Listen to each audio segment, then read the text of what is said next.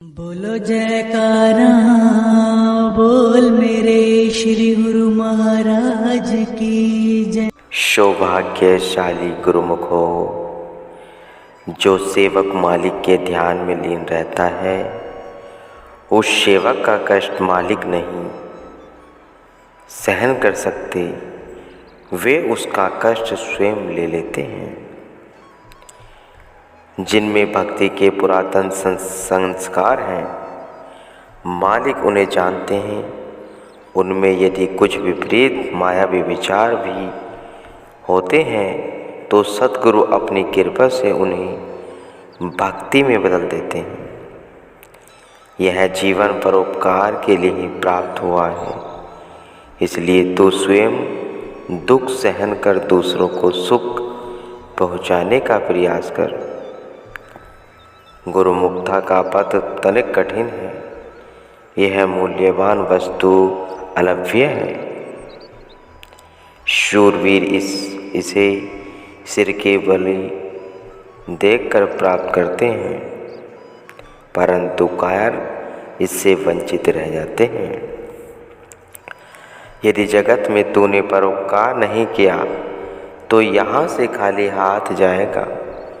गुजारा हुआ समय फिर हाथ नहीं आएगा और तू तालियां मल मल पछताएगा। तुम मालिक के अंश आत्मा हो, माया के फंदे में पड़कर तुम मालिक के विलग न समझो। है हूँ में से पृथक होकर सत्य में तत्लीन हो जाओ। सद्गुरु और सेवक का नाता श्री वचनों से संबंधित है। यदि वचन मोड़ा तो नाता तोड़ा और अथाह दुख की ओर मुख किया। एक अकेला होता है,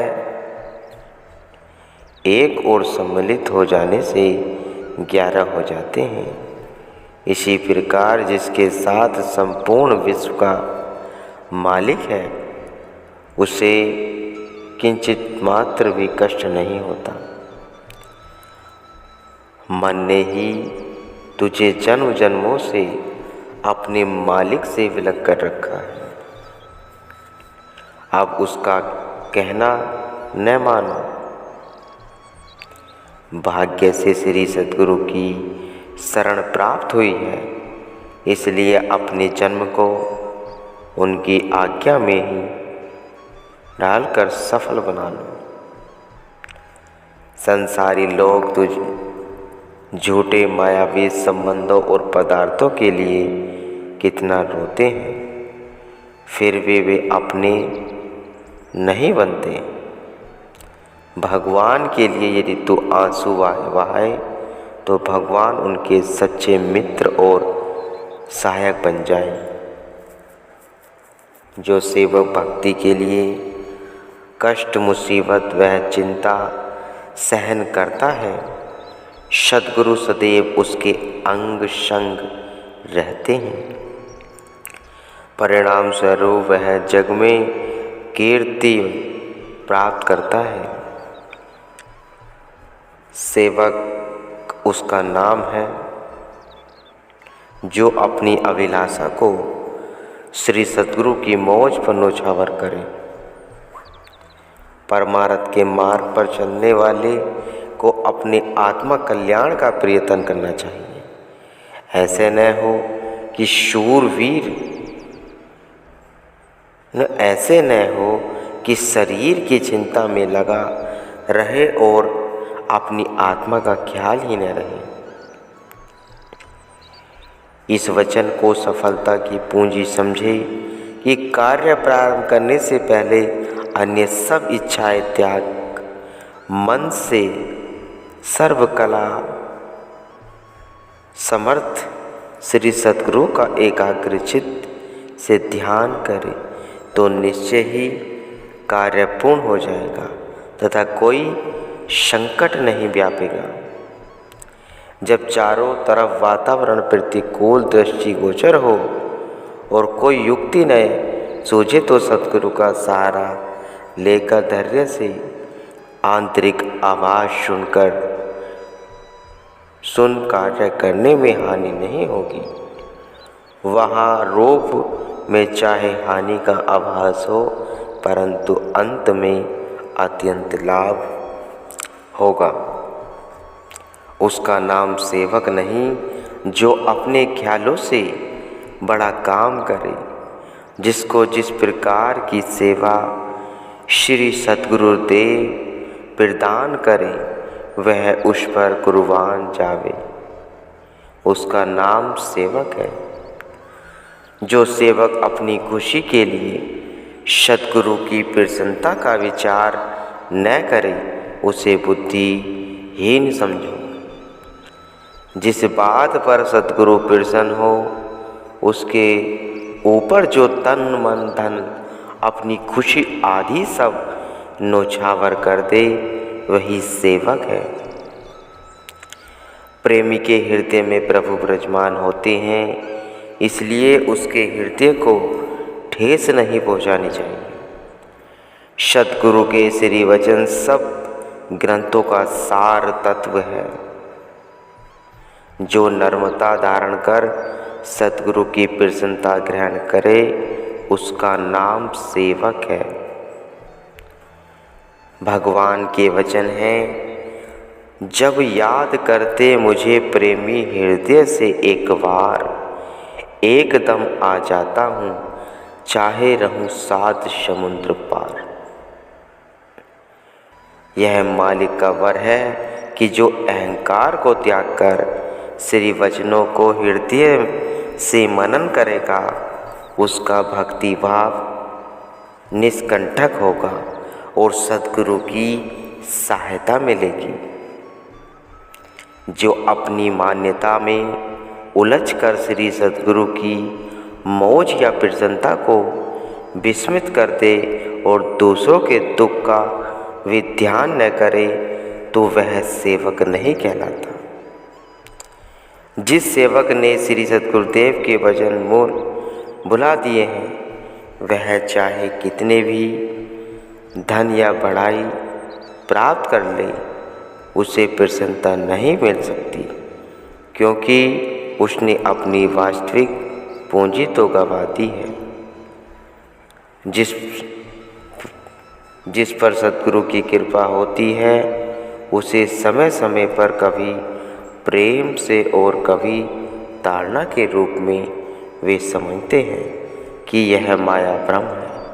इससे सतर्क रहना। अगर चाहोगे तो प्रेम रस का पान नहीं कर सकते। यह कार्य मैं नहीं कर सकूँगा, ऐसे कमज़ोर विचार नहीं होने चाहिए। सद्गुरु मेरे अंग संग है, मैं सब कुछ कर लूँगा, यही भावना रखनी चाहिए। सद्गुरु को जिस बात की चिंता हो, जब तक सेवक यह पूर्ण न करे, तब तक उसे सुख की निंद्रा नहीं सोना चाहिए। जिसने दिल से सद्गुरु का आधार लिया है, उसे दुख सुख मान अपमान स्पर्श नहीं कर सकता। लोगों को चाहे यह आभास हो कि अमुक व्यक्ति दुख सहन कर रहा है, परंतु वह उससे न्यारा वह निर्लिप्त रहता है। सांसारिक दुख की वास्तविक सुख की ओर ले जाते हैं। घबराओ मत, इस क्षणभंगुर दुख को सहन कर भक्ति की तरफ रुख करो तो स्वयं ही सुख की प्राप्ति होगी। जब मूल्य दिए बिना कोई भी सांसारिक वस्तु नहीं मिलती, तो प्रेम जैसी अमूल्य वस्तु मूल्य दिए बिना कैसे प्राप्त हो सकती है। वह तो दिल देने से उपलब्ध होगी। जब सेवक का दिल श्री सद्गुरु के वचनों तथा आज्ञा में लय होकर एक रूप हो जाता है, तो ऐसी प्रसन्नता का पारावार नहीं रहता। इसी प्रसन्नता की मस्ती में मैं मेरी अथवा खुदी के आवरण विनष्ट हो जाते हैं। आप सद्गुरु का द्वार छोड़कर अन्य किसी भी द्वार पर भटक कर व्यर्थ परेशान मत होए। पूर्ण विश्वास रखिए तो आपके कार्य स्वतः ही सिद्ध हो जाएंगे। श्रद्धावान ही लीलाधारी प्रभु की लीला देख सकते हैं। ऐसे अन्य प्रेमियों के लिए भगवान वैकुंठ के सिंहासन छोड़ और सदैव उनके साथ विचरण करते रहते हैं। लाखों करोड़ों में ऐसा कोई भाग्यशाली होता है जो एक पल भी मालिक से दूर न रहे और एकांत में बैठकर उनसे बातें करे। मालिक के प्यारों की शान देखकर उनसे ईर्ष्या नहीं करनी चाहिए, बल्कि मालिक से यही याचना करनी चाहिए कि मुझे ऐसा बनाइए कि मैं आपके दिल को भा जाऊं और आपकी कृपा से आपके दरबार में स्वीकृत हो जाए। सेवक और स्वामी का जन्म से प्यार है। स्वामी के लिए सेवक अनेक कष्ट वह